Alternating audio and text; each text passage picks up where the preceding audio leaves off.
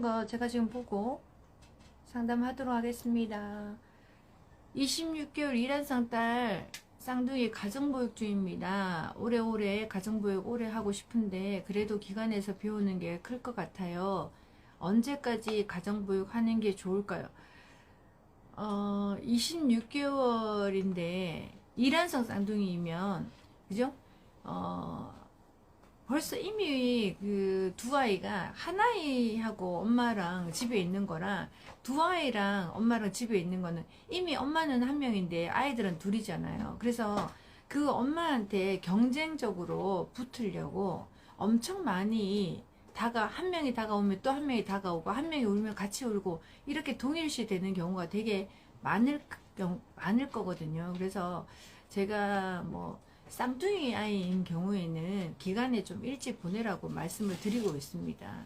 왜냐하면 혼자 1대1로 애착을 만들어서 가야 되는데 보통 두 아이의 경우에는 이모님이 와서 아이를 한 명을 보고 또 한 명을 엄마가 보고 이런 경우가 아니고 두 아이를 동시에 엄마 혼자서 봐야 된다 그러면 어린이집 선생님처럼 보셔야 되는 거거든요.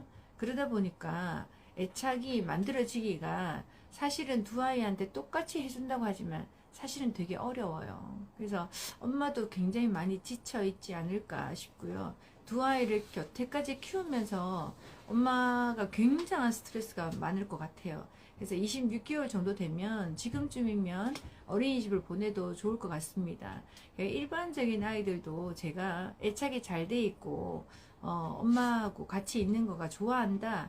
그러면 제가 36개월 정도 이쪽에서 움직이는 것 같아요. 네, 흔들리죠, 어머니? 그죠? 36개월 정도까지는 엄마가 데리고 있으면 좋겠습니다. 라고 말씀을 드리고 있는데, 저는 좀 힘들어요. 아이를 일찍 보내고 싶어요. 라고 하면 24개월 지나서 애착이 완성되어 있을 때, 25개월부터 보내라고 말씀을 드리거든요. 그런데, 지금 26개월 쌍둥이 같으면 어머니 힘드실 것 같으니까, 애착은 지금 제가 봤을 때 두 아이당 쌍둥이들이 두 아이 다 그 애착이 되어 있는 경우는 별로 드물어요. 둘 중에 한 명은 돼 있고요. 한 명은 불안정 애착이 많습니다. 그렇기 때문에 그냥 둘 다 기간에 보내시는 게 좋을 것 같고요. 만약에 아이들이 걱정이 된다 그러면 저한테 DM 주시겠어요? 제가 예전에 유명했었잖아요. 사진으로 아이들 파악해 주는 거. 그래서 무릎팍 도사라고 제가 소문 많이 났었는데 제가 사진 무표정한 사진 3장 보내주시면 현재 지금 어떤 아이 상태인지 제가 완벽하진 않지만 30년 노하우로 보여드릴 수 있거든요. 그러니까 조금 상담을 했으면 좋겠습니다. 26개월이라서 조금 조심스럽습니다.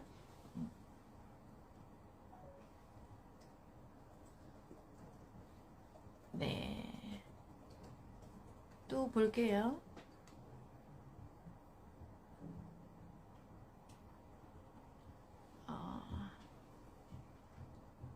25개월 여자아이가 반복 독서를 심하게 해요. 그 반복 독서라고 하는 것 자체가 글자를 읽지는 못할 것 같습니다. 글자를 읽는 아이들은 반복 독서보다는 새로운 책을 더 많이 원하거든요. 근데 25개월 정도 되는 아이가 내가 좋아하는 책이 하나 있어. 그러면 그 책을 계속 우리가 저녁에 엄마가 자기 전에 책 읽어줄게, 어떤 책 읽어줄까? 그러면 또 혹부리 영감이야. 근데 어제도 읽었는데 오늘 또 읽어달라 그래요. 또 읽어달라 그래요. 그죠? 그러면 어떤 현상이 생기느냐? 왜 또 읽어달라고 하지? 엄마는 지겹죠. 재미없죠. 근데 아이는 왜 그러냐면 아이들의 이해력은 그렇게 높지가 못해요. 그래서 내가 이걸 읽어줬다고 할지라도 다 이해를 못하니까 알 듯 말 듯하게 끝나는 거예요. 그러면 그 다음날은 왜 완벽하게 알면 그냥 탁 잊어버리죠. 이제 끝이야. 이렇게 하면 됐는데 그게 아니고 알 듯 말 듯 하게 되니까 그 다음날이 됐어요. 그러면 책 읽어줄게. 책 뭐 읽어줄까? 그러면 어제 읽어줬던 동화책을 또 말해요. 그리고 혹부리 영감 이렇게 또 말하거든요. 그럼 엄마가 또 읽어줘도 아이는 또 해요. 그냥 아이들은 한 번 들어서 이해할 수 있는 이해력이 아니다라고 생각하시면 좋겠어요. 그래서 읽었던 책을 반복해서 가지고 오는 거예요. 그 아이들의 특징이에요. 아이들의 특징이에요. 그래서 이해가 완벽하게 됐을 때 언제 그랬냐는 듯이 탁 던져버려요. 아, 이제 재미없어. 이제 완벽하게 이걸 알아. 그럴 때 탁 던져버려요. 이런 경우가 동화책만 있는 게 아니라 장난감을 사주잖아요. 그러면 장난감 사줬을 때 너무 막 좋아갖고 신나갖고 막 하다가 그것만 다른 장난감 다 무시하고 그것만 열심히 갖고 놀다가요. 어느 날 갑자기 장난감 탁 던져버려요. 언제 얘를 소중하게 생각했냐는 듯이 탁 던져버리고 그 다음에 안 봐요. 그러니까 아이들은 내가 완벽해질 때까지는 너무 집착하듯이 봐요. 근데 완벽해지잖아요? 탁 던져버려요. 그게 아이들이 갖고 있는 뇌의 성장의 특징이에요. 그래서 너무 엄마가 걱정하지 마시고 반복 독서를 심하게 하는 건 완벽하게 이 아이가 이해하지 못했다는 뜻이거든요. 그래서 그 아이가 또 읽어달라 그러고 또 읽어달라고 하는 거니까 엄마가 아이가 완벽해질 때까지 읽어주는 게 좋고요. 어린아이들일수록 다독 여러 가지 책을 많이 읽어주는 것보다 몇 가지 책을 완벽하게 읽어주는 게 훨씬 좋습니다. 그런데 책을 판매하고 책을 개발해서 판매하는 회사에서는 여러 책을 많이 팔아야 되기 때문에 전래동화 한번 사면 전래동화는 또 생기는 게 아니잖아요. 그러니까 계속 창작 동화를 만들어내는 거예요. 그리고 그분들은 또 새로운 책을 많이 읽어줘야 어휘력이 발달된다라고 말씀을 하시는 거거든요. 근데 그것보다는 아이가 말을 해야 되는 시기 36개월 이전에는 똑같은 책을 반복해서 읽혀줘서 완벽하게 이해하는 게 훨씬 더 좋은 방법입니다. 아, 네, 하이엘맘 안녕하세요. 너무너무 우리 하이엘이 잘 키웠고요. 그죠? 열심히 하시더니 정말 시간 지나고 나니까 정말 그 덕 있죠? 너무너무 좋죠? 네, 하이엘이 잘 크고 있습니다. 근데 애기가 또 생겼던데, 그죠? 자, 아이가 두꺼운 책을 볼 때는 집중해서 몇 시간씩 보는데요. 중간에 운동시켜주지 않고 그냥 보도록 놔둬도 괜찮을까요? 나니아 연대기 정도 책입니다. 하일 정도면은요, 해리포터 원서도 읽을 수 있잖아요. 해리포터 원서, 해리포터 한국판도 두꺼워요. 원서도 두껍고요. 근데 하일이는 어릴 때부터 이 영재호 하셔갖고, 그죠? 해서 영재잖아요. 아주 똑똑한 영재잖아요. 그래서 그 아이는 일찍 그런 것들을 많이 했기 때문에 지금 나이가 얼마 안 돼도 두꺼운 책을 읽고 있습니다. 두꺼운 책 읽고 있는데 집중하고 있는데 중간에 운동을 시켜주지 않아도 되냐 이게 아니라 운동을 시켜줘야 되는 거는 영상을 보는 아이들요. 내가 30분 영상 봤어. 그러면 어떻게 해요? 너 가서 운동 30분 뛰고 와. 30분 뛰고 와서 다시 봐. 라고 할 정도로 중간에 중재를 해야 되는 거고요. 지금 하일이 같은 경우는 책에 푹 빠져 있잖아요. 그래서 멈추고 나서 운동하고 와 그러면 이게 우리가 옛날에 만화책 보면 밤새 보는 것처럼 하일이도 지금 책을 읽는 게 너무 재밌으니까 거기에 푹 빠져 있는데 덥고 운동하고 와 이러면 되게 힘들 것 같아요. 그래서 한 이틀 정도 하일이가 푹 빠져서 책을 읽으면 그 또한 인정해 주시고 이틀 동안 책을 봤다는 거에 칭찬해 주시고 다음 책으로 넘어가기 전에 운동을 그러면 우리 하이라 이제 책 다 봤으니까 운동도 열심히 하고 그 다음에 또 새로운 책 보자라고 해서 하이리가 걱정이 된다면 그렇게 하시는 게 더 좋을 것 같아요. 하이리 정도면 밥 먹는 것도 시간 아깝고 학교 가는 시간도 아까워서 책 보려고 할 것 같거든요. 근데 학교 가면 또 어차피 책을 자기가 좋아하는 그런 책을 못 읽잖아요. 그지? 학교 교과서 정도밖에 못 읽잖아요. 그래서 학교에 가서 수업 시간에 책을 꺼내서 책을 보는 거 아니면 혼낼 이유는 없을 것 같습니다. 네. 맞아요. 새로운 책은 절대 안 읽고 꼭 봤던 책만 보려고 해요. 그래서 어린아이들일수록 더 그렇고요. 나이가 든 아이들은 새로운 책을 막 찾고 새로운 책을 막 사고 싶어 해요. 네. 6세 아이 유치원 다니며 네. 6세 유치원 다니며 홈스쿨링으로 수학 공부하는데 2달이 넘어가도 숫자 인지가 안 돼요. 습득이 느린 아이인데 효과적인 방법이 무엇이 있을까요? 네, 어머, 이거 어떻게 강의해 드려야 될 거 내용 같은데. 이거 말씀드리면 뒤에 상담 하나도 못하고 이거 해야 될 것 같은데, 어떡하지? 해요 말아요. 아이고, 어떡하니? 자, 수학은요, 모든 사람들이 잘 몰라요. 수학을 어떻게 해야 되는지. 학습지 열심히 해봤자 다 도루묵이고요. 우리 중학생, 여기 영재호에 중학생들도 있고, 그죠? 큰아이들도 있잖아요. 엄마들이 요즘 들어서 감탄해요. 수학은, 우리가 말하는 원리 이야기 많이 하는데, 수학은 모든 사람이 함께 살아가기 위해서 약속으로 만들어 놓은 거예요. 이거를 1개라고 하자, 이걸 2개라고 하자, 이걸 지키자. 그게 수학에는 연산만 있는 게 아니잖아요. 그죠? 우리가 빨간불에 어떻게 해요? 멈춰야 돼요. 초록불에는 지나가야 돼요. 이것도 다 수학이에요. 수학은 여러 영역이 있는 거예요. 근데 그걸 우리가 더하기 빼기만 수학이라고 생각하시는 거예요. 그죠? 수학에는 종류가 굉장히 많습니다. 근데 엄마가 하는 거는 산수인 것 같아요. 산수.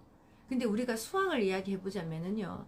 약속, 시간 약속도 수학이에요. 아침에 일어나는 것도 수학이고요. 그 시간에 밥을 먹는 것도 수학이고요. 똑같이 나눠 먹자도 수학이고요. 그죠? 너가 많이 먹고 내가 조금 먹는 것도 수학이고요. 크다 작다도 수학이에요. 길다 짧다도 수학이고요. 이 모든 게 다 잘 돼야 되겠죠. 그래서요. 수학을 잘하는 아이는 예절이 바르고요. 약속을 잘 지켜요. 그리고 생활 습관이 좋아요. 근데 6살 아이가 생활 습관이 좋은지, 약속을 잘 지키는지, 제 시간에 일어나는지, 제 시간에 잠을 자는지, 시간을 정해서 밥을 먹는지 체크해 보실 필요가 반드시 있어요. 그게 안 되잖아요. 자기 물건 다 잊어버리고, 가방 정리 안 되고, 필통 정리 안 됐네, 수학이 안 돼요. 그래서 내 아이가 생활 습관이 잘 돼 있는지부터 찾으셔야 돼요. 정말 중요한 거예요. 그거부터 해야 돼. 자, 그거부터 하고 나서 그 다음에 뭘 하느냐. 1개, 2개만 하셔야 돼요. 1개, 2개만. 1개, 2개만 계속 하셔야 돼요. 1년 가까이. 그러면 어떻게 해야 돼요? 말수가 이렇게 있어요. 그리고 아이한테 어떻게, 엄마가 1개만 먹어 해서 1개만 주면 1개를 엄마가 안 거잖아요. 그러면 안 되죠. 이만큼 주고요. 1개만 가져가. 항상 많이 들고 1개만 가져가. 그러면 밥 먹을 때마다, 딸기 먹을 때마다, 포도 먹을 때마다 포도알을 꺼내서요. 1개만 갖고 가 라고 하셔야 돼. 그러면 1개가 잘 될 거 아니에요. 항상 이렇게만 갖고 가니까. 그러면 그 다음에 어떻게 해요? 엄마가 2개 가져가. 많이 주고 2개 가져가 그래요. 그러면 거기서 아이가 또 1개를 들어요. 근데 2개가 모르니까 이렇게 많이 들겠죠? 그럼 아니 2개. 그러면 엄마가 어떻게 해요? 2개를 손에 쥐어줘요. 근데 엄마들 어떻게 하냐면 1개, 2개, 3개, 4개 이렇게 합니다. 이게 뭐예요? 다 틀렸잖아요. 어떻게 해야 돼요? 네, 1개, 1개, 1개, 1개예요. 이거는. 근데 엄마가 말은 1개, 2개, 3개, 4개 똑같은데 왜 자꾸 2개라 그러고 3개라 그래? 굉장히 헷갈리는 거죠. 그러니까 엄마는요 어떻게 해요? 1개, 1개, 그러면 그죠? 합하면 2개야. 자, 2개 가져가. 그래서 2개부터 가르쳐 주셔야 돼. 딸기다. 이게 지금 제가 여기 갖고 있는 호두 있어요. 호두도 마찬가지예요. 1개, 1개 라고 하고요. 그 다음에 합하면 2개야. 이 말을 계속 하셔야 돼. 그래서 합하면 그러면은 2개에다가 1개를 더 합하면 3개가 되고 3개에다가 1개를 더 합하면 4개가 되는 거야. 이 느낌을 계속 가르쳐 주셔야 돼. 그래서 무조건 5세, 6세 정도 되잖아요. 5개. 5개는 정확하게 알아야 돼. 근데 그 5개를 정확하게 안다는 게 어떤 뜻이냐면 엄마가 4개가 있어. 그럼 몇 개가 더 있으면 1개가 될까? 몇 개가 더 있으면 1개가 될까? 이걸 생각하셔야 돼. 그랬을 때 아이가 1개가 더 있으면 5개 되지 라고 하면 5개가 끝난 거예요. 엄마가 지금 2개가 있어. 몇 개가 더 있으면 5개가 될까? 우리가 보수 개념이라고 하죠. 그럴 때 아이가 3개가 더 있으면 5개가 되지? 오, 너무 잘하네. 5를 완벽하게 알면 그 다음에 6으로 넘어가야 돼. 그 다음에 7로 넘어가야 돼. 그런데 엄마들이 1부터 10까지를 다 가르쳐놔. 그렇게 해놓으면 아이가요 7도 헷갈리고 8도 헷갈리고 3도 헷갈리고 4도 헷갈리고 다 헷갈려. 분명히 했는데, 분명히 홈스쿨링을 학습지 했는데 왜 안 될까? 1개도 모르는데 어떻게 10개를 알리요? 2개도 모르는데 어떻게 5개를 알아요? 무조건 1개가 또 1개가 합치면 2개예요. 2개에다가 1개를 합치면 3개가 되는 거고요. 2개에다가 2개 합쳐야 4개가 되는 거예요. 무조건. 그래서 5개까지를 완벽하게 아는 거가 굉장히 중요합니다. 5개까지 알면요 6, 7, 8, 9, 10은 그냥 넘어가요. 근데 5개까지를 완벽하게 못했는데도 6을 한다 7을 한다 그러면 나중에 20까지 해도 다 헷갈려 버려요. 도루묵이야. 그래서 수학은요 우리가 갖고 있는 1, 2, 3, 4, 5, 6, 7, 8, 9, 10, 100까지 아는 거는 또 그냥 이름을 아는 거예요. 하지만 1이 1개고 2가 2개라는 거는 또 다른 문제예요. 굉장히 어려운 거예요. 이거는. 그래서 1부터 1000까지 플래시카드로 1부터 1000까지 가르쳐 주는 건 가르쳐 주세요. 언제든지 가능해요. 그거는. 아이들이 다 할 수 있어요. 그런데 그거는 왜? 한글 아는 아이들은 1부터 1000까지 다 할 수 있어. 그런데 더하기 빼기는 또 다른 문제라는 거야. 1개 하고 1개가 합하면 2개. 2개 하고 있어. 1개가 합하면 3개. 1개 더하기 1개가 2개가 된다는 그 의미를 가르쳐 주셔야 돼. 근데 자꾸 숫자 2를 가르쳐 놓고 이야기 하시면 안 돼. 그러니까 어떻게 1개를 완벽하게 알아야 되겠죠. 그러면 딸기를 수북이 놓고 1개만 갖고 가. 마이쮸를 수북이 들고 1개만 갖고 가. 뭐든지 1개만 갖고 가. 부터 해봐요. 그리고 거기다 그 다음에 3개 갖고 가봐. 그런데도 아이가 1개를 갖고 가. 그러면 이 아이는 3개가 뭔지 1개가 뭔지 아직 의미가 안 돼 있다는 거예요. 응? 1개만 열심히 가르쳤더니 3개 갖고 가봐 하는데도 1개를 들고 가. 그러면 얘는 의미가 없죠. 그러니까 어떻게 해요? 눈으로 보고요. 딱 한 번에 3개를 한 번에 딱 잡을 수 있게 해주셔야 돼요. 한 번에 잡을 수 있게. 그러려면 1개, 2개가 정확하게 됐을 때 3개가 된다는 거. 그래서 엄마가 1개, 1개, 1개 합하면 3개야 라는 이야기를 계속 말씀해 주셔야 돼요. 그래서 하나, 둘, 셋, 넷 하면 안 된다는 거. 하나, 합하면 4개야. 이렇게 가르쳐 주는 그거 연습만 하시면 수학의 기본은 다 돼 있어서 앞으로 수학 잘하게 될 거예요. 다시 정리할게요. 생활습관지도. 제 시간에 밥을 먹고 자기 물건 챙기고, 그죠? 짝 맞춰서 신발을 놔두고 제자리에 두는 거, 자기 물건 찾는 거, 이런 것들이 다 수학의 기본이에요. 그래서 생활습관 반드시 먼저 하시고, 그 다음에 하나 합하면 3개야. 하나 합하면 2개야. 라고 해서 1개씩 이루어지고 있는 모든 숫자는 1개씩 이루어지고 있다는 것부터 가르쳐 주는 거예요. 그리고 0 있죠. 0. 굉장히 어려운 거예요. 애들한테는. 그래서 0이라는 숫자는 10까지 가르쳐 준 다음에 0을 가르쳐 주는 거예요. 0 없다는 개념이 훨씬 더 어렵거든요. 있는데 없다라고 하는 것 자체가 굉장히 어려워요. 그래서 10까지 가르쳐 준 다음에 0을 가르쳐 준다고 생각하시고 1부터 5까지 완벽하게 가르쳐 주는 거 먼저 하시면 도움이 되실 것 같습니다. 자, 또 볼게요. 네. 7살 아이인데요. 시간 개념을 아는데 최대한 늦게 하려고 해서 너무 힘들고 화가 나요. 생활 습관 잡기가 정말 어렵네요. 진짜 어려워요. 예, 진짜 어려워요. 생활 습관 잡기가 진짜 어려워요. 그런데 제가 방금 말씀드린 것처럼 생활 습관을 먼저 잡고 그 다음에 수학을 한다는 거죠. 근데 엄마가 생활 습관을 잡고 싶은데 생활 습관이 안 잡혀요. 그렇게 하면 수학을 먼저 해보세요. 하나, 하나, 하나 합하면 3개야. 하나, 하나 합하면 2개야. 라는 양의 개념, 수학을 먼저 가르쳐주면 3이 될 때까지 하는 거야. 9가 되면 일어나는 거야.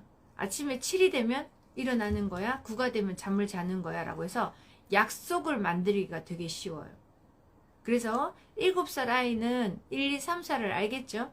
그러니까 1, 2, 3, 4 아는 거, 10까지 아는 거 안다고 생각하고요. 그 10가지 중에서 화가 너무 났을 때 감정을요, 숫자로 말해보는 시간을 가지세요.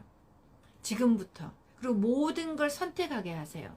7살 아이인데 생활 습관이 잘 안 된다. 그러면 5분 있다 할 거야, 10분 있다 할 거야, 15분 있다 할 거야. 엄마가 숫자를 1부터 100까지 해야 될 거야, 50에 할 거야, 70에 할 거야, 100에 할 거야. 이렇게 물어보세요. 그리고 엄마가 그 숫자를 말을 해요. 근데 아이가 50에 할 거야, 70에 할 거야, 100에 할 거야, 3가지 중에서 선택하라고 했는데도 아니 늦게 할 거야 이렇게 할 수도 있잖아요. 그럼 못해. 그럼 못해 라고 해서 거절도 하세요. 그래서 내가 생활 습관을 잡고 싶다면 아이한테 선택의 기회를 주고요. 선택 중에 한 개를 선택했으면 그 약속을 지키게끔 하는 거고요. 선택의 기회를 줬지만 그 3가지 선택도 하지 않겠다 하면 그 행동은 못하게, 불편하게 만드셔야 훈육이 되거든요. 그러니까 불편하게 만드셔서라도 해야 되는 건 해야 되잖아요. 제 시간에 일어나야 되잖아요. 제 시간에 밥을 먹어야 되잖아요. 제 시간에 잠을 자야 되잖아요. 양치하기 싫어도 양치를 해야 되잖아요. 그죠? 그런데도 그걸 하지 않겠다 하면 이 아이가 필요한 것들 뺏는다든지 또 해야 되는 걸 못하게 한다든지 해서 불편함을 주셔야 되는 게 7살 아이들이 필요하거든요. 그래서 그렇게라도 하셔서 생활 습관 잡아보도록 하세요.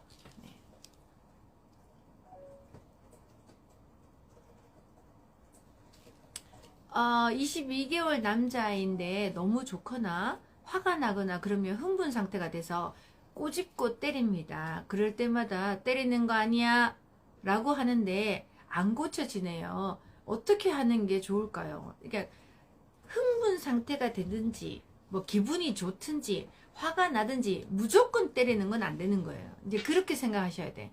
자꾸 원인과 결과로 생각하시니까 그 아이를 자꾸 이해하게 되는 거거든요. 그래서 이 아이가 지금 여기서 질문은 22개월 아이인데 때리는 거는 그죠? 그럴 때는 때리는데 때리는 걸 어떻게 하면 고칠 수 있을까요? 라고 생각하시면 될 것 같아요.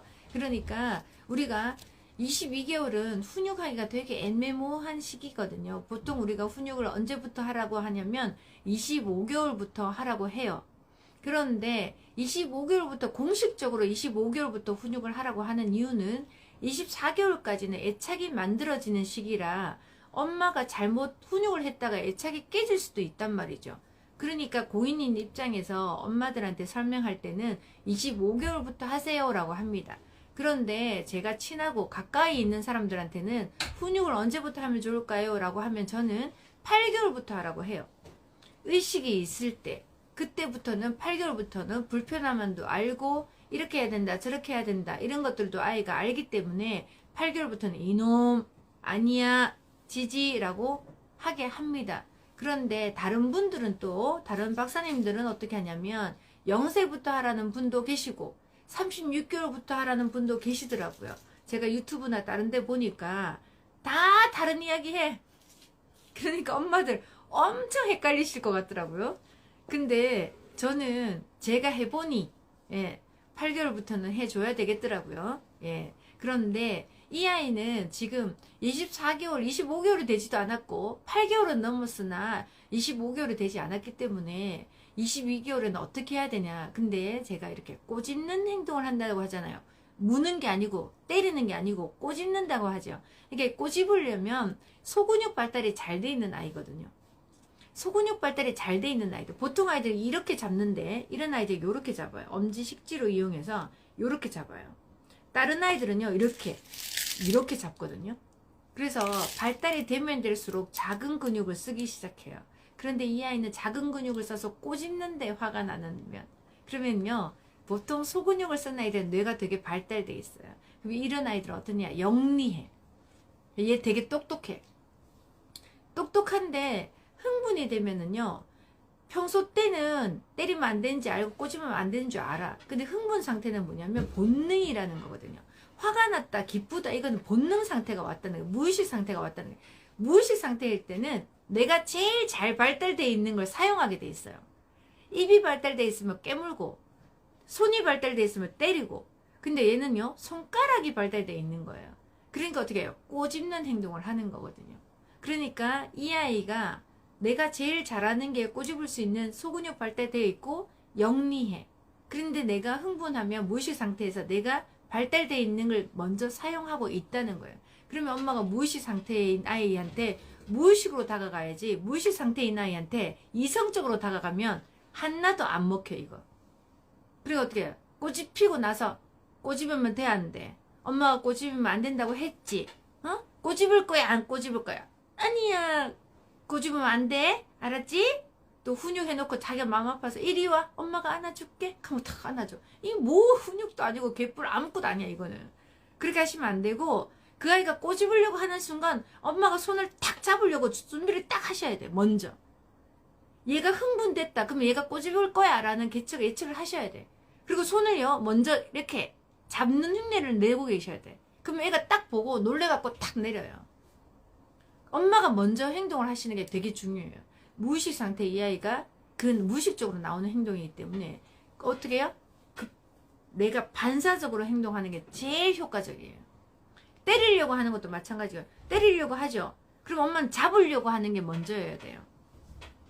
맞고 나서 때리면 돼, 안 돼? 이건 아무 소용 없는 거야. 그리고 어떻게 때리려고 할 때 탁 잡아서 안 된다고 했지 라고 딱 먼저 하셔야 돼.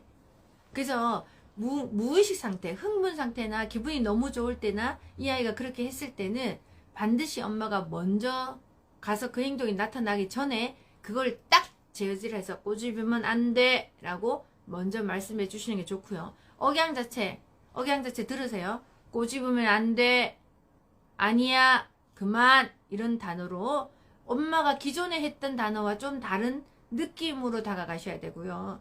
훈육하고 나서 오늘 제가 이거 제 요즘에 그 라이브 하면서 엄마들이 많이 이제 아시게 되셔서 제 핸드폰에 어마무지 많이 옵니다. 어마무지 많이 와요. DM이, 육아 상담 DM이 저 밤새 눈 빠져 막. 근데도 다 못 해드리는 거야. 근데 내가 꼭 다 해드릴 거니까 남겨놓으세요.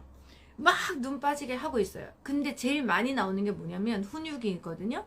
그런데 이 훈육에서 어떤 거가 뭐냐면 혼을 내고 나서 가서 다시 안아주는 거, 이거 잘못 생각하시는 거예요. 근데 또 보니까 이 상담학 하시는 분들이 다 그렇게 말씀하셔. 상담하신 분들은 말 못하는 애들 상담 못해. 상담학의 특징이 뭐예요? 이끌어내는 거거든. 질문을 던져서 어땠어요? 기분이 어때요? 결혼했을 때 그때 감정은 어땠어요? 부부 상담 한번 가보세요. 다 그래. 아이들 청소년 상담 해보세요. 청소년한테 물어봐. 엄마 아빠 둘 중에서 엄마는 어떤 거 같아? 아빠는 어떤 거 같아? 너는 나중에 커서 이 감정을 어떻게 생각해? 계속 물어봐. 물어서 다서 유추해내는 거잖아. 상담학은 딱 보고 알아야지. 전문가면 안 그래요? 척 보고 알아야지. 말도 못하는 애가 뭐 얼굴 갖다 대고 있는 게 다고 맨날 우는 게 단데 그거 어떻게 물어볼 거야? 너 왜 화가 났니? 그럼 어떻게 물어봐? 그거 안 되는 거야.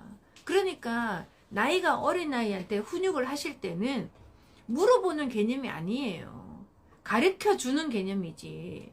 응? 그래서 그 아이가 뭔가 잘못했는데 엄마가 이 DM에 뭐라고 하냐면 아이를 그 자리에서 아이를 데리고 다른 데로 가서 혼을 냈다는 거야. 때리면 안 된다고. 아이가 때렸어. 그러면 그 자리에서 탁 잡고 때리면 안 돼! 라고 탁 해야지. 그러고 나서 그 아이가 마음에 상처를 입었을까봐 또 막 안아줬대. 아니, 맞은 놈이 왜 안아줘, 맞은 놈이. 응? 말이 안 되는 소리를 자꾸 해. 그래서 내가 이거를 DM으로 글자 쓰기에 맞은 놈이 왜 안아줘요? 이렇게 쓸 수도 없고 엄청 답답한 거예요. 응? 그래서 내가 어머니, 이게 발달 검사를 좀 하시면 훨씬 더 정확할 텐데, 발달 검사 하는데 한 5만 원 드는데 어머니 5만 원 좀 들여서 발달 검사해서 저한테 보내주시면 제가 좀 더 정확하게 말씀드릴 수 있을 것 같다고. 왜냐면 그 엄마 글은 자기의 완전 주관적인 생각이야. 자기 아이가 여리고 막 가냘프고 상처 많이 받고 그 엄마 생각이야. 그 아이는 아닐 수도 있어. 그죠? 그러니까 내가 전문가잖아. 내가 좀 봐서 알려주고 싶은데, 무표정한 사진 3장 보내주세요 그랬더니 애 사진 찍은 게 없대. 애가 무표정할 데가 없대. 뭐 어떡하라는 거야 나보고. 응? 그러니까 발달 검사해서 좀 더 정확하게 얼굴 사진 보는 것보다는요, 발달 검사지 저한테 주시면 더 정확하게 거고요. 또 36개월 지나면 지능 검사까지 해주면 더 정확하죠. 응? 완벽하진 않지만 훨씬 더 정확해요. 그건 사실이에요. 그래서 그렇게 해드리고 있으니까 이 엄마들이 훈육할 때 제발 훈육해놓고 사과하지 마. 그거는 내가 생각했을 때 바보들이야. 하지 마. 어머니 그렇게 하면 훈육 안 돼. 그래놓고 왜 훈육이 안 되는지 자꾸 물어. 어? 그 넓은 그거는 청소년들한테 해요. 그냥 초등학생들한테 해. 다 엄마 이해하고 엄마도 그때 너무 속상했어. 그래서 그랬어. 미안해. 다음에 엄마가 흥분을 조금만 하도록 할게 해야 돼. 또 흥분 안 할게 하지 말고 흥분 조금만 할게. 엄마도 인간인지라 그게 잘 안 되더라. 이렇게 그냥 솔직하게 말하는 게 더 좋을 수 있어. 그때는 사과를 하는 거야. 맑게 알아들을 때. 이거 맑게도 못 알아듣는 애들한테 뭔 사과를 하고 그래. 응? 그러니까 잘했을 때 칭찬이나 해요. 많이. 응? 안 때렸을 때 칭찬 좀 해. 엄마 오늘은 엄마를 안 때렸네. 너무 예쁘다. 응? 그 가만히 있는데도 오늘은 안 우네. 너무 예쁘다. 잘 걷고 있는데도 오늘은 안아달라 안 하고 잘 걸어서 너무 예쁘다. 칭찬할 게 얼마나 많아요. 눈만 깜빡거려도 어떻게 이렇게 예쁘게 생겼어? 이렇게. 엄마한테 눈을 깜빡깜빡하네. 이렇게. 자꾸 칭찬해봐요. 해보는 것도 연습이고 해봐야 칭찬도 늘어. 칭찬도 안 하는 사람은 안 해. 남의 욕하는 사람 욕하다 끝나. 들어보시면 있잖아. 말끝마다 남 욕해. 만나놓고 왜 우리 둘이 만나놓고 남의 이야기를 자꾸 소환해. 응? 그냥 우리 둘이 이야기나 하자 이렇게 해. 남 욕하는 사람들. 그리고 제일 요주의 인물은 그 앞집에 있는 그 엄마야. 응?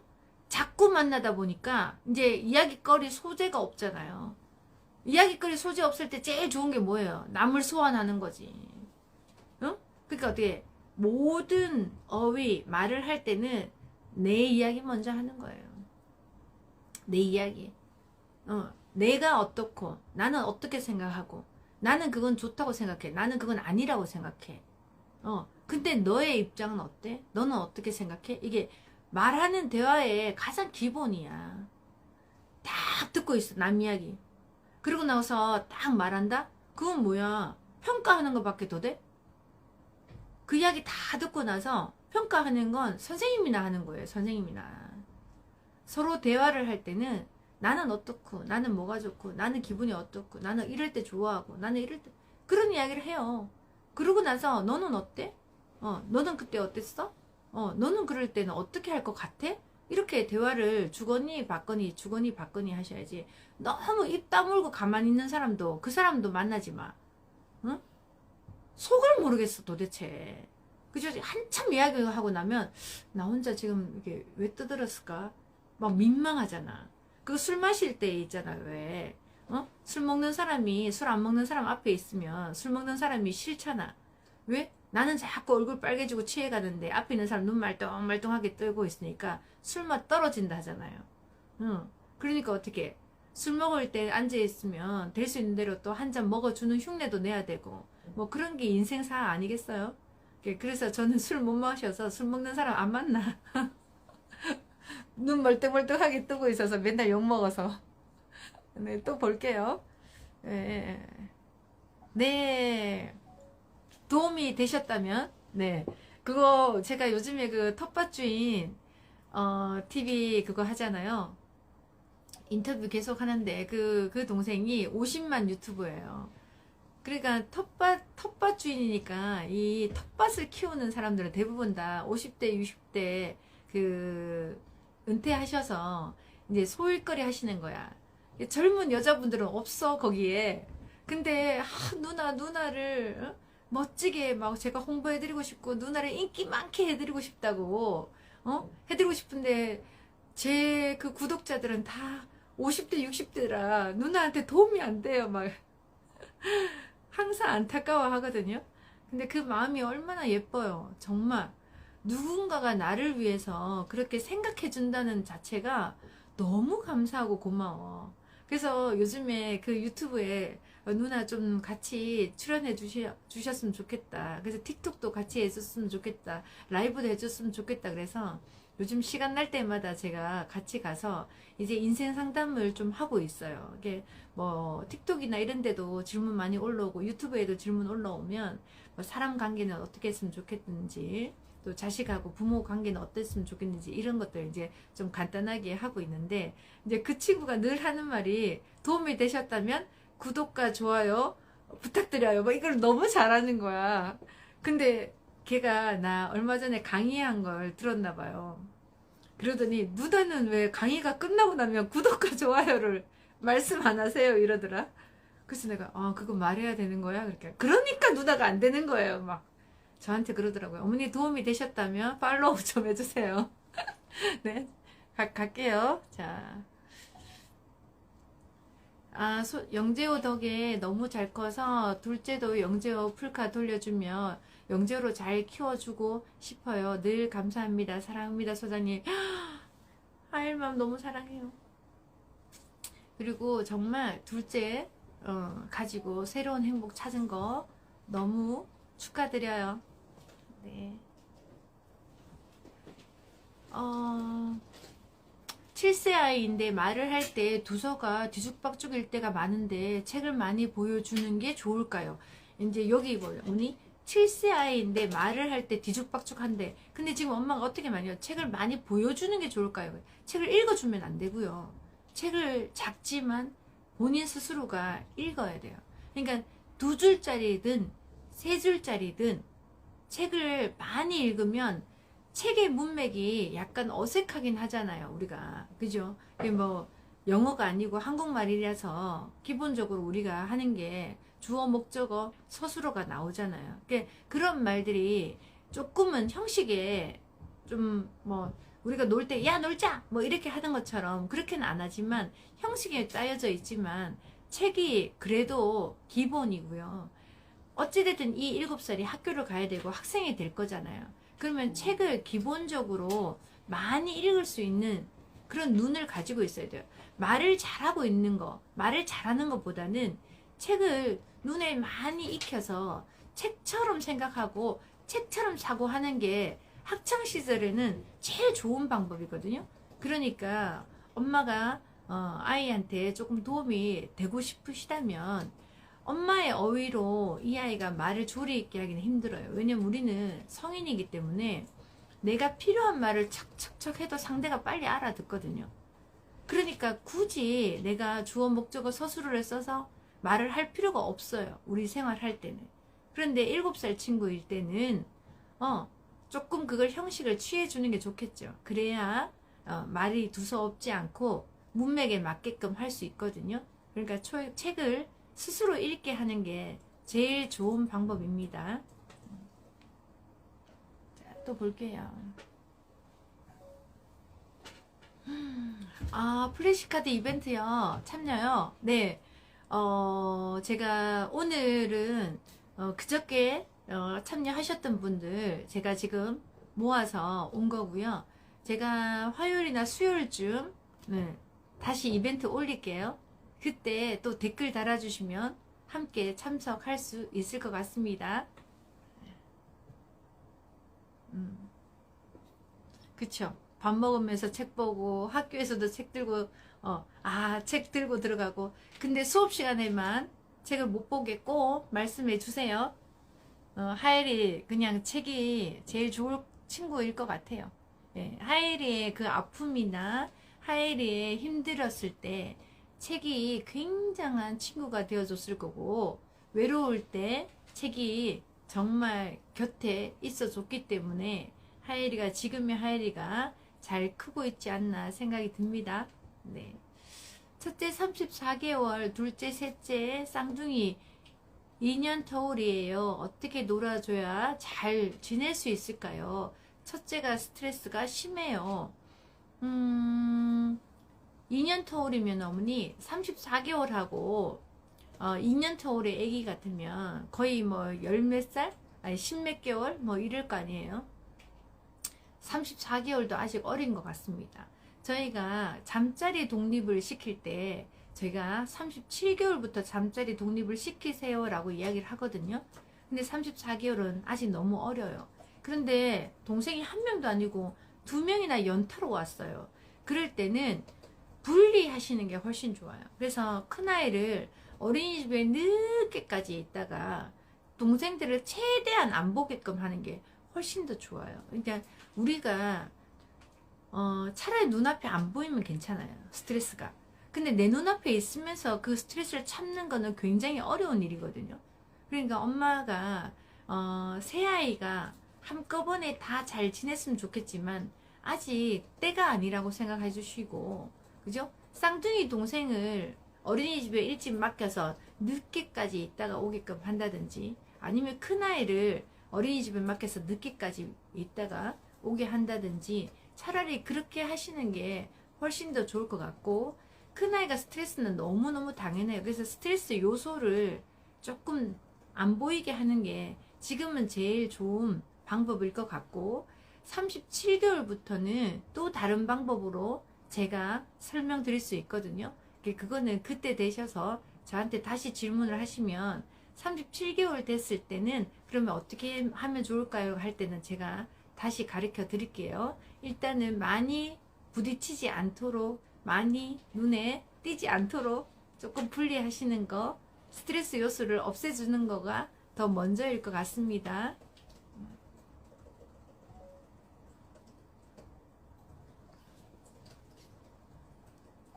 요것도 읽어야 돼요. 수학은 영재호가 최고인 것 같습니다. 영재호로 수학했더니 다 학습지 테스트 했더니 다들 놀라셨어요.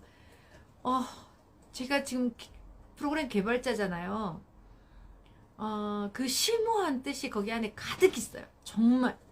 그런데 타 업체에서 베낄까봐 디테일하게 페이퍼를 하지 않았어요.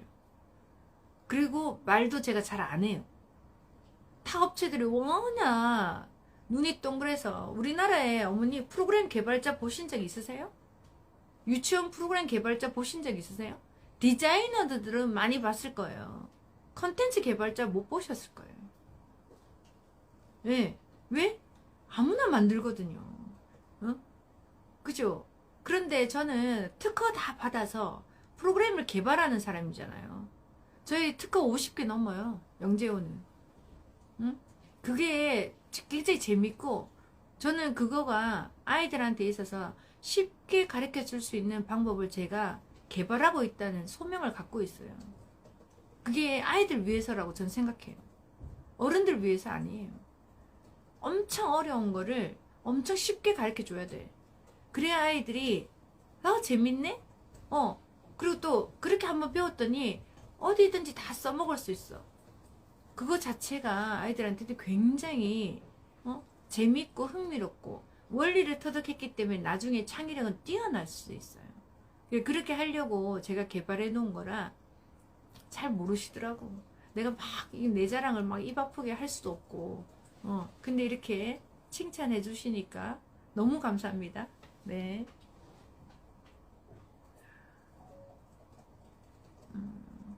영재호 수학은 어떻게 하나요? 어머니, 저희 영재호 사이트에 있어요.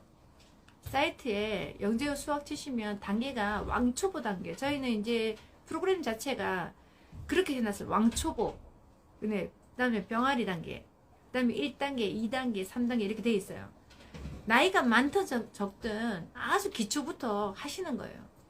7살이라서 7살 교재, 6살에서 6살 교재, 그런 게 어디 있어요. 7살도 못하면은 기초부터 왕초보부터 하는 거고, 7살인데 잘하면 초등학교 거 하는 거고, 그렇게 하셔야죠. 그래서 아주 애기 단계부터 시작해서 반복해서 하시면은요, 어떤 현상이 생기냐, 기초가 탄탄해져요. 아니까 뛰어넘고 하는 것보다 했던 거 복습하는 게 영유아 시기 때는 훨씬 더 좋은 방법이에요. 그러니까 그렇게 해보세요.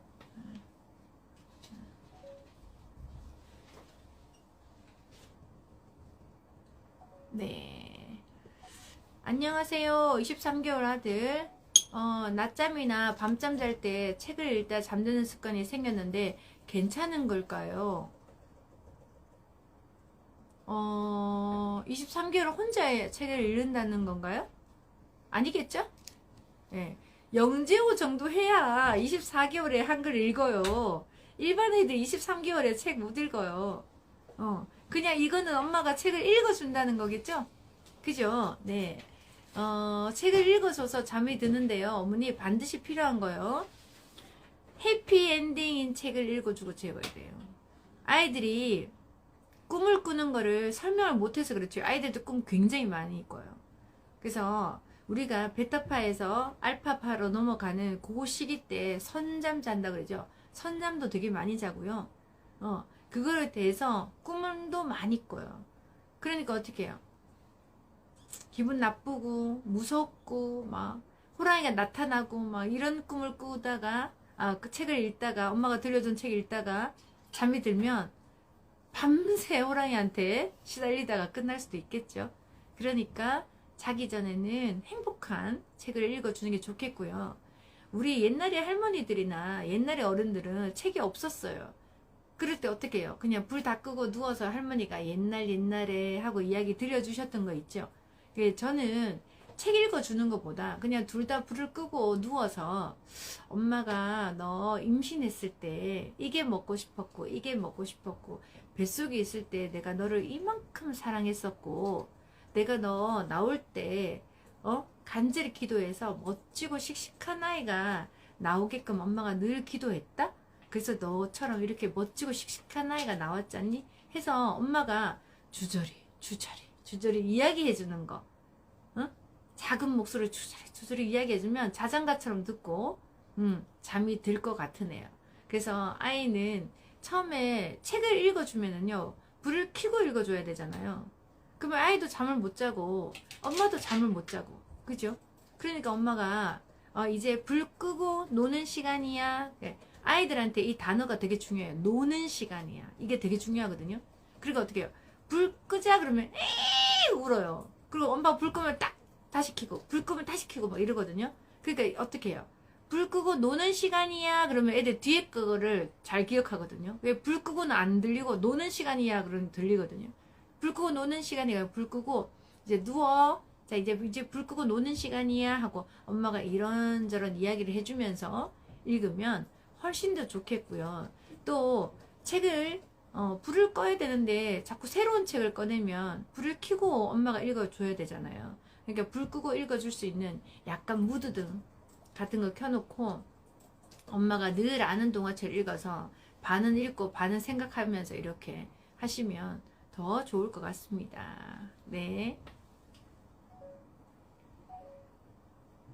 네, 48개월입니다. 엄마 아빠랑 이야기할 때 이렇게 말하라고 본인이 정하고 그대로 말해주길 원하고 똑같은 루틴대로 하려고 하는 성향이 강한데 그냥 받아주면 될까요? 어머니 48개월은 엄마랑 놀 때가 아니라니까요. 엄마 아빠랑 놀 때가 아니라니까요. 근데 엄마 아빠한테 이렇게 하라 저렇게 하라 그러면은 엄마가 내가 네 친구냐? 하셔야죠. 그렇게 하시면 안 되죠. 37개월부터는 친구가 아니에요. 그땐 진짜 엄마가 가르쳐 주는 사람이어야 되는 거예요. 네, 그러니까 엄마하고 아빠하고 노는 게 아니라 혼자 노는 시간이야, 친구랑 노는 시간이야 라고 해요. 아니 같이 놀아. 아니 그 놀 사람 없단 말이야. 심심하단 말이야. 그러면 그림 그려. 친구를 그려줘. 아니면 블럭 만져줘. 라고 이야기를 하셔야 돼요. 아니면 혼자 책을 보라고 하든지. 그래서 혼자 노는 거를 자꾸 하셔야지. 엄마가 친구 역할을 해주는 시기는 25개월에서 36개월. 그 시기 때 엄마가 친구 역할을 하면서 노는 시기예요. 예. 그러니까 48개월 아이가 엄마한테 이래라 저래라 해주잖아요. 똑같이 안 했다고 막 짜증내요. 이때는. 그리고 막 앉으라 했다가 서라 했다가 엄마가 이렇게 말해봐. 역할놀이 하는 것처럼 보이지만 이건 역할놀이 하는 게 아니고 종놀이 하는 거예요. 종놀이. 예. 그러니까 힘들어요. 해주고도 욕먹어요. 그러니까 해주지 마세요. 어머니. 네. 시간이 제법 된 것 같은데 제가 입이 마른 거 보니까 아니 어머니 4분 남았어요. 한 개만 더 하고 마치도록 할게요. 네. 초등학교 1학년 여자아이 수학 문제를 풀고 틀리면 너무 화내고 싫어해요. 그래서 제가 문제 푼 거 채점할 때 계속 옆에서 보고 있다가 틀린 거 있으면 짜증 내더라고요. 고집도 있고 지는 거 싫어하는 아이 어떻게 하면 좋을까요? 왜 옆에서 뭐 틀린 거 구경하고 계세요? 그러니까 화내죠. 어머니 초등학교 1학년 자존심 있어요. 그러니까 초등학교 1학년 때는 문제를 풀잖아요. 그러면 이거 10문제 풀고 나와 엄마 밖에 앉아 있을게 라든지 풀고 나와 엄마가 간식 준비하고 있을게 라든지 해서 엄마 스스로 학습을 하게끔 해주셔야 돼. 그러니까 엄마가 있어야지만 그걸 할 수 있다. 엄마가 안 없으면 못한다. 그거는 못하는 거예요. 그렇게 해가지고 언제까지 이 아이가 스스로 학습이 되겠어요. 그러니까 어떻게 해요? 문제가 많아 몰라 그러면 쉬운 거 주세요. 어려우니까 혼자 못하겠죠. 그죠? 그러니까 어떻게 쉬운 거 주세요. 쉬운 거를 반복해서 하다 보면 어려운 걸 할 수 있게 된다니까요. 그러니까 뭔가를 자꾸 가르쳐줘야 된다. 뭔가를 자꾸 가르쳐줘야 된다. 강박증에서 벗어나세요. 그럴 필요 없어요. 그리고 옆에 있지 마세요. 옆에서 보고 있으면 틀리면 짜증내요. 왜? 들키고 싶지 않거든요. 본인도. 자존심이 있거든요. 그러니까 이 아이한테 이게 문제가 좀 어렵다 싶으면 그죠?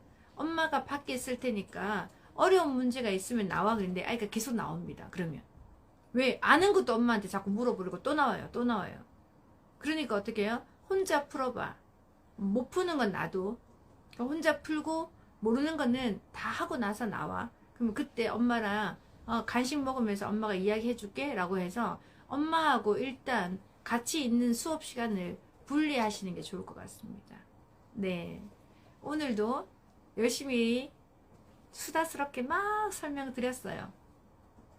제가 엄마들하고 이렇게 강의하면서 라이브 하면서 강의를 못해갖고 너무 답답해서 이 시간에 뭐 할 이야기가 많아요. 뭐 인생 이야기도 할 게 많고 아이 키울 때 이야기도 많고 또 이렇게 질문 하나 던지면 완벽하게 해드리고 싶어서 예시도 많이 들고 막 이렇게 하는데 정말 엄마들 만나고 싶다라는 생각 굉장히 많이 하거든요.